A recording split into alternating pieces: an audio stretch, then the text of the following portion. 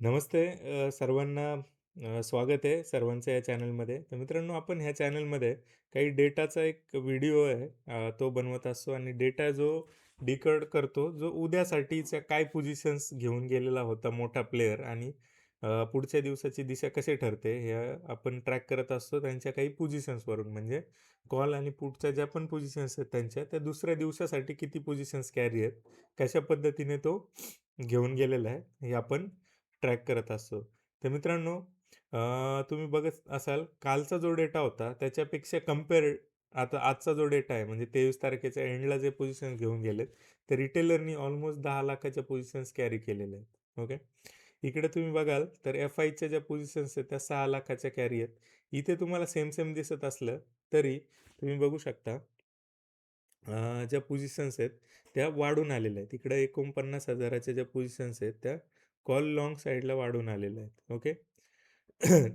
त्यानंतर call short जे आहेत ते 31% वाढलेले आहेत. ठीक आहे.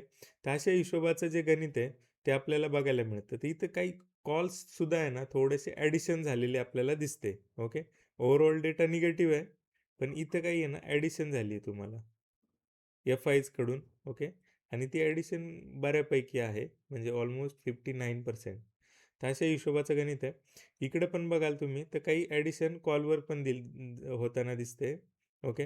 तर उद्या त्यांनी काही पोझिशन्स मॅनेज करून गेलेले आहेत. म्हणजे काही जे शॉर्ट पोझिशन आहे, त्याला त्यांनी काही लाँगचा सपोर्ट पण दिलेला आहे. तर हा जो डेटा आहे तो अशा पद्धतीचा आहे, कारण एक्सपायरीचा दिवस आहे.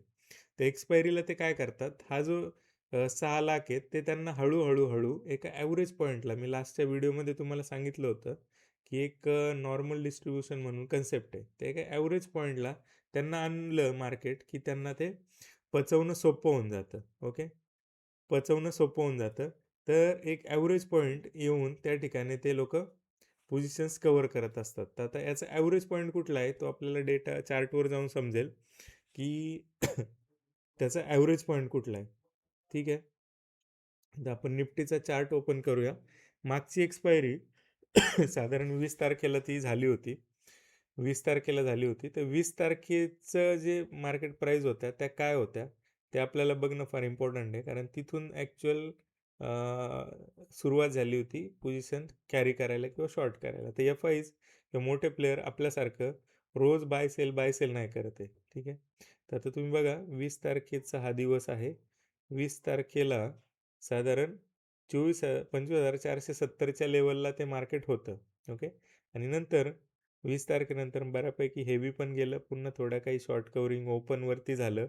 ओके. तर ह्या लेव्हलला पण त्यांनी कॉल शॉर्ट्स केलेले आहेत. ह्या लेव्हलला पुट शॉर्ट्स केलेले आहेत. त्याचा ॲव्हरेज जो पॉईंट आहे आता 25,600चा, तो आता हा 25,064 जो येतोय, तर आता हा सपोर्ट लोकांना वाटतोय. तर हा उद्याचा दिवस हा रिटेलरचा सपोर्ट म्हणून नाही, तर हा यांचा एक ॲव्हरेज पॉईंट म्हणून म्हणून थोडंसं वरच्या लेव्हलला क्लोज होण्यासाठी प्रयत्न होतील असं मला वाटतंय. ओके. हा एक ॲव्हरेज पॉईंट असू शकतो. ह्या लेव्हलपर्यंत जर आला आणि इथून जर शॉर्ट कव्हरिंग येत असेल, तर ती ॲक्चुअल शॉर्ट कव्हरिंग येऊ शकते. त्याच्या आत जे पण शॉर्ट कव्हरिंग येतील छोट्या-छोट्या, त्या थोड्याशा खाली जाण्यासाठी रेडी असतील. कारण ओव्हरऑल जो डेटा आहे ना, तो फार निगेटिव्ह आहे. तर हा पॉईंट आत्ता सध्या इम्पॉर्टंट आहे, 25,147चा. तर ह्याच्यावरती राहून फार वेळ सस्टेन होता कामा नये. ओके. जर याच्यावरती राहून सस्टेन होतंय, तर तो एक शॉर्ट कव्हरिंग पॉईंट असू शकतो. हे कुठलं सपोर्ट रेझिस्टन्सचं काम नाही आहे. ॲव्हरेज पोझिशन्स कुठे आहेत ते आपण आयडेंटिफाय करतोय. तर हा जो एक पॉईंट आहे, तो बऱ्यापैकी एक ॲव्हरेज पॉईंट्स आहेत. तर मग ह्या ज्या शॉर्ट्स आहेत त्या तर पण रिकव्हर कराव्या लागतील ना. अशा अर्थाने तो इम्पॉर्टंट पॉईंट आहे. ओके. आणि जर तसं नाही झालं, गॅप डाऊनच झाला आणि खालीच ओपन राहिलं, तर मग त्यांच्यासाठी ती गोल्डन अपॉर्च्युनिटी आहे. मग मार्केट ते खालीच राहण्यासाठी रेडी असेल. मग शॉर्ट कव्हरिंगचे जे चान्सेस आहेत ते फार आणि फार कमी होतील. ओके. जर ते खाली ओपन होऊन खालीच सस्टेन राहत असेल तर. आणि जर ओपन होऊन मेजॉरिटी 25,150च्या वरच्या लेव्हलला जर टिकत असेल, तर तो शॉर्ट कव्हरिंग पॉईंट असू शकतो. तर अशा हिशोबाचा हा डेटा आहे उद्यासाठीचा. ओके. एक्सपायरी आहे. फक्त एक्सपायरी नाही आहे. ह्याच्यामध्ये बजेटचा पण एक विषय आहे. ठीक आहे. तर ही एक बजेटचं जे मूव्ह आहे, हा बजेटचा पण गेम आहे.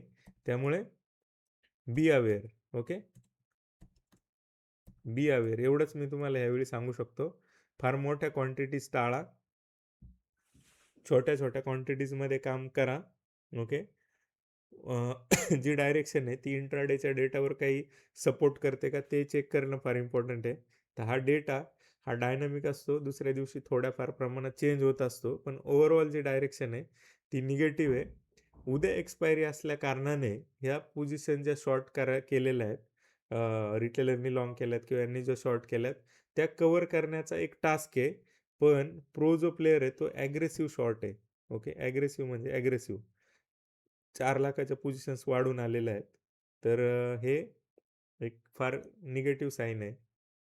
उद्यासाठीचा डे क्रुशियल आहे. ट्रेड करताना दोन्ही साईडचे मूव लक्षात घेता शॉर्ट कव्हरिंग कुठल्या पॉईंटपर्यंत येऊ शकते ते मी तुम्हाला जस्ट सांगितलं. जर खाली ओपन झालं आणि खालीच राहिलं तर ही गोल्डन अपॉर्च्युनिटी आहे त्यांच्यासाठी आणि मार्केट मग खालीच राहण्यासाठी जास्तीत जास्त प्रयत्न करेल. ठीक आहे.